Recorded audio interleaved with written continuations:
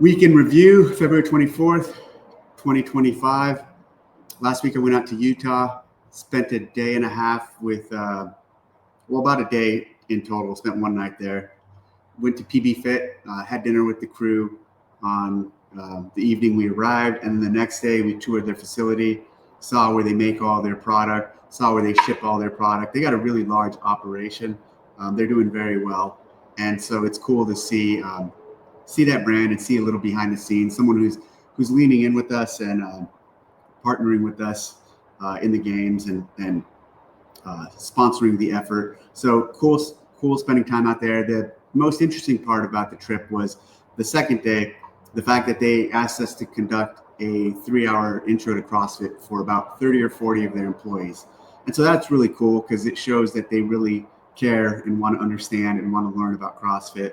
So Adrian Conway and Eric O'Connor from our team put on the seminar, and it was basically based off of our 1-day course that we run for the Army, which is based off of our 2-day course, 2-day level 1 seminar, condensed down 1 day, and then we took that and condensed it down to 3 or 4 hours and conducted a training with them. So that's really cool. Last week I also filmed our CrossFit podcast with Denise. And so I think they said that launches tomorrow. It ended up being a marathon discussion of like 2.5 hours. I did not think it was going to go so long, but it did, and it was a good time. I think it's different than the typical podcasts I've done. I don't do a lot of podcasts, but it's a little different take than the ones I do with Sevon. So typically I only do Sevon, and this one was fun. Talked a lot about my history within CrossFit. So if you're interested in that, check it out. This weekend I also shot 2 competitions down in Avenal. One, the day 1 match I won. The second day I did really bad. So did really good on one and then struggled on the other. Guess that's how it goes. Had some issues I need to work out. And then so let's transition a little and talk about a couple things around the Open. The first thing is, so last week, and this is cool, someone commented and said something about the CrossFit Athlete Council and basically how do we get in touch with them? And from that, Heather from our team heard that on this when I addressed it, and I said it was a good idea. And then with our team, worked on it. And so now on the CrossFit Athlete Council page, there is now a contact the CrossFit Athlete Council button. So if you want to get in contact with the CrossFit Athlete Council, like someone asked, here's a button for you to contact them and share your concerns or issues. So I thought that was pretty cool. The team worked on that and made it happen.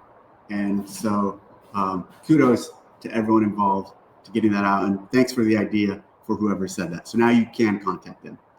Tomorrow, we're going to have an affiliate call. I am going to give a hint for the workout or for the Open on that call. So if you're an affiliate owner and you want to hear a hint, and it's not my typical hint, it's not going to be, I'll still do that hint. I'm not sure when, maybe tomorrow, maybe after the one I do on my Instagram.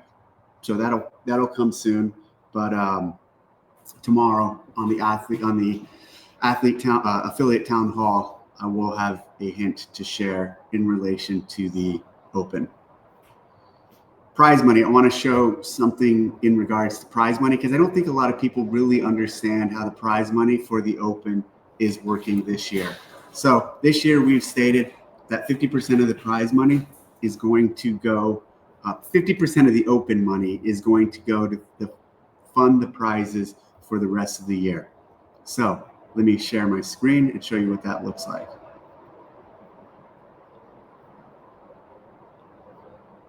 Okay, let me come back over to StreamYard real quick. Yep, there we go. Okay, so here's what you see.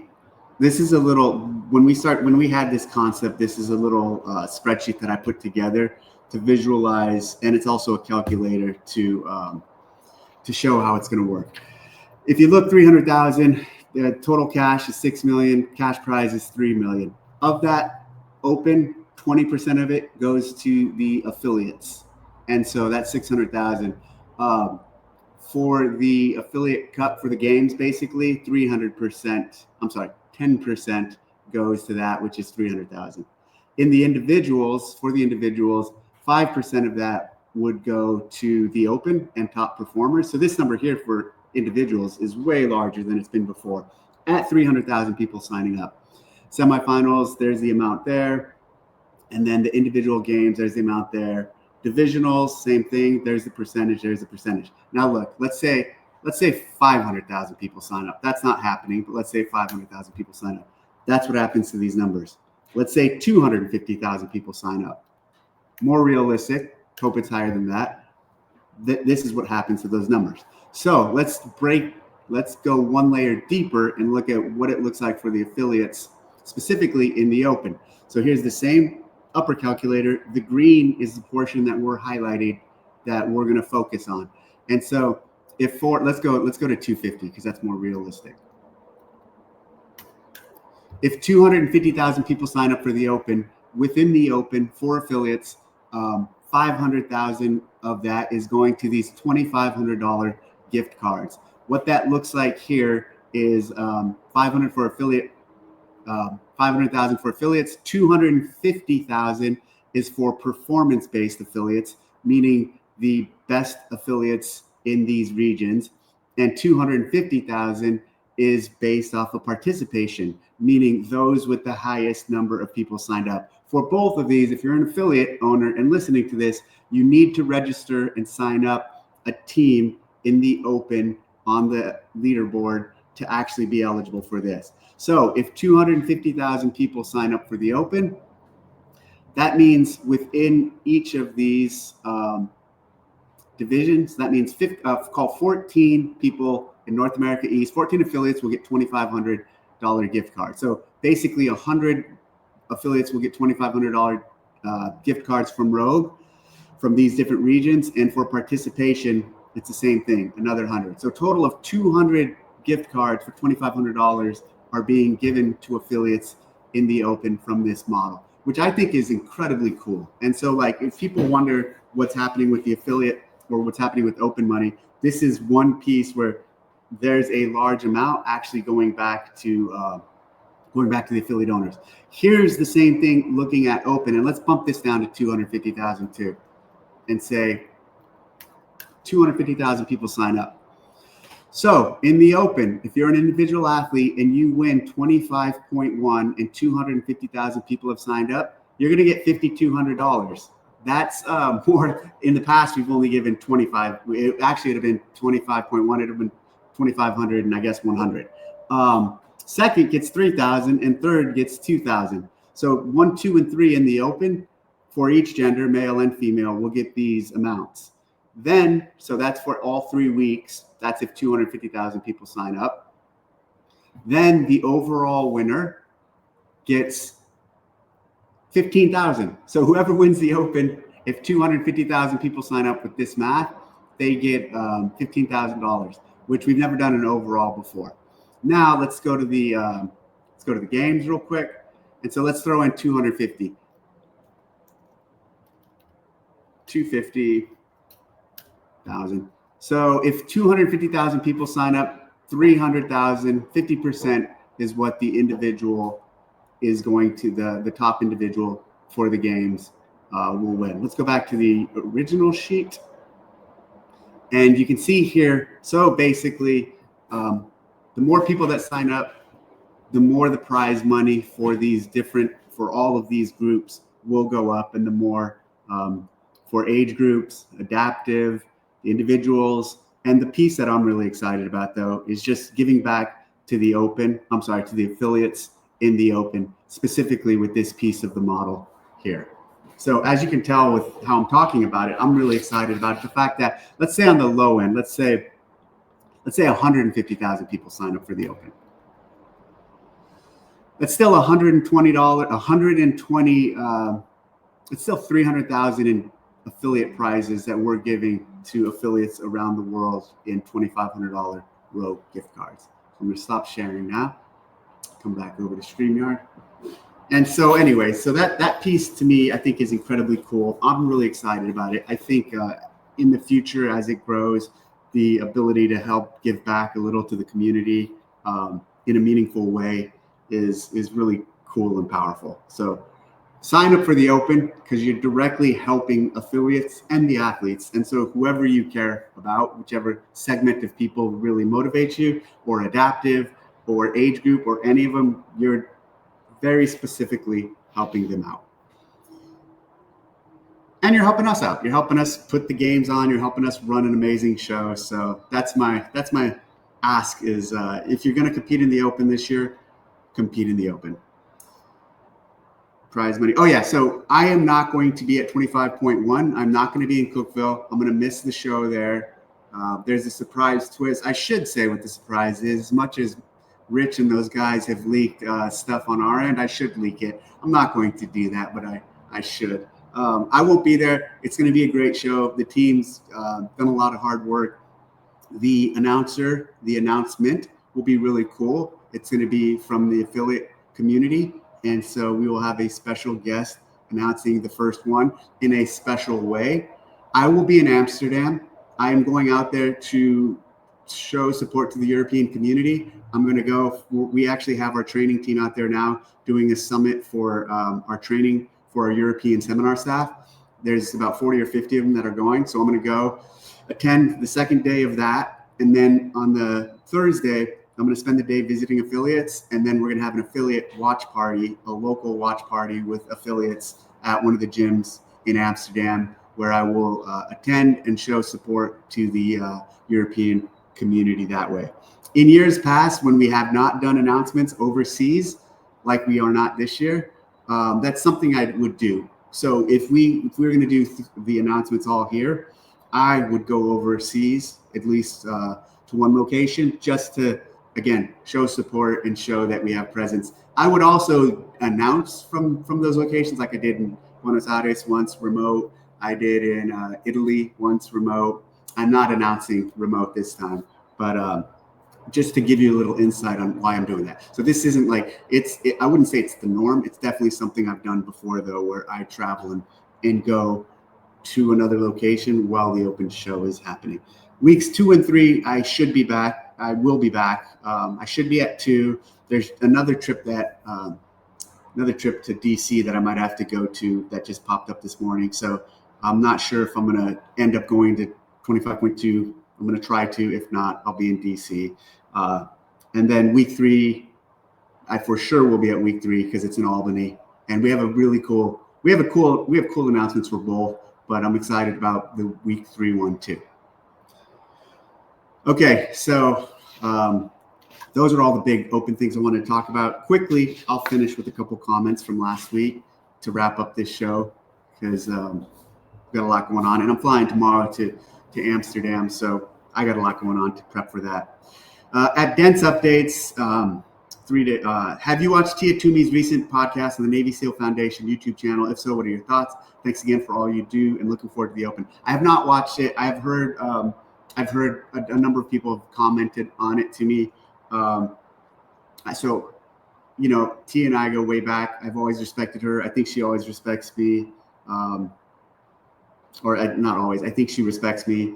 Her team's actually coming to the ranch on Saturday to film a session with me for her not her podcast, for her documentary that's coming out. So I'm filming with them. But yeah, no thoughts because I haven't watched it. But I respect Tia, and she's obviously someone who has who's had such an impact in our community, and with her dominance in the sport, and also beyond that with her just persona and caring. She's not far off from being like Rich Froning. Like Rich Froning's obviously transcended all the other games athletes in terms of just like being the man of the community and doing something after his games and after all of his experience there. Tia's probably number 2 in that realm, in my opinion, especially when you talk about people who have such a large following and who are so dominant in the space. At Josh Booten, Dave, might not be in your lane, but do you know if there's a plan or interest in opening up the same partnership CrossFit has with the Army to the other branches for service members to get their L1? My dream is to open an affiliate after retirement in a few years. A program like this would go a long way in helping veterans start their path to affiliate ownership. I do not. Definitely would like to have other things. You're talking about Army Ignite. He's talking about Army Ignited. And actually, we're running into some problems with Army Ignited. They're changing some of their requirements. So we're running into some issues with them. If anyone has any ideas on how to get around that, let me know. But other branches and having something similar, we would love to establish. At Will_no_rep you. Oh, that's a witty one. At Dave, apologies that this may be a bit long. Is it a conflict of interest to have Saxon on the CAC and working for WFP as the head of community initiatives? I don't know that he could do this, but it seems like the insights he may gain from being on the CAC could be shared with the WFP and allow for them to adjust to CrossFit strategies in advance. Or could it lead to being CrossFit more guarded on what they share with the CAC? I think the purpose of the CAC is a great initiative. I don't want the detractors to have any reason to question its validity.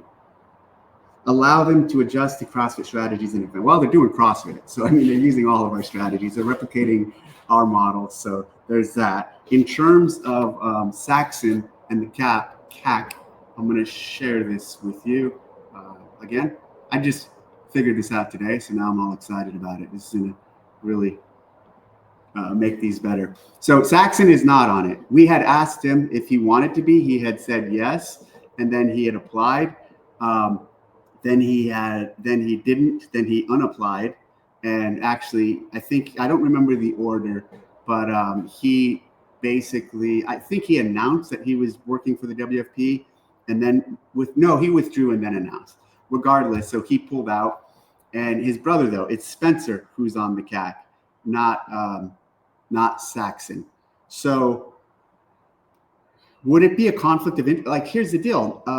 I think with the way this is set up, no. And there could have been members from the PFAA on this if they applied or if they showed any interest. They didn't. So nobody from the PFAA applied. Brent, Patrick, who else? I think DB might be on there now. None of them applied. None of them asked, hey, how could we get involved? So if any of them would have applied, I imagine they would have been voted on. So you have to understand, we had an application process and then we had a voting process that we were out of. So every member on the CAC, we did not put on. We asked guys, hey, do you want to apply? Do you want to get involved? For sure. Because in the beginning, there wasn't a lot of athletes who heard about it, who registered. So there was a few like Saxon, who we reached out to and gave a little nudge, like, hey, do you want to be involved? And at first he really did, but then I think obviously because of the other piece, he pulled out. So to answer your question, would it be a conflict of interest? No, because we are not running the CrossFit Athlete Council. We're poising it as this like independent group where there was athletes selected, athletes nominated themselves, athletes then voted for who was going to be on it. And like, the Taylor Self thing, people don't like Taylor Self. He got voted on, right? So like, it wasn't our choice to put him on. So if Saxon wanted to do both, he could have. He chose not to, which is his own decision, and that's fine. And if anyone wanted to, they could have applied, and then they would have been voted on or not voted on by their peers. Thank you for saying you think the purpose of the CAC is a great initiative. I don't want the detractors to have any reason to question its validity. I'll tell you what, the amount we're already working with them and the number of things that they've inputted on and that we've been able to go back and forth is tremendous. And it's such a great and positive working relationship. And trust me, I know what it's like to work with some of these other groups, specifically the PFAA. And there was not a really, I'm not even gonna go there. This group has been wonderful and a delight to work with. And so there's a lot of things coming from it. And I'm excited about how they're gonna influence and impact the sport of fitness, CrossFit, and our community. All right. So next week, I'll talk to you guys next week. it'll be post 25.1. So we'll know the workout. We'll talk about the workout. And actually, there'll still be time. By the time I film this, there'll still be time to submit your score or to even sign up. So good luck out there. Sign up. See you on the leaderboard. It's going to be a fun open. Thank you.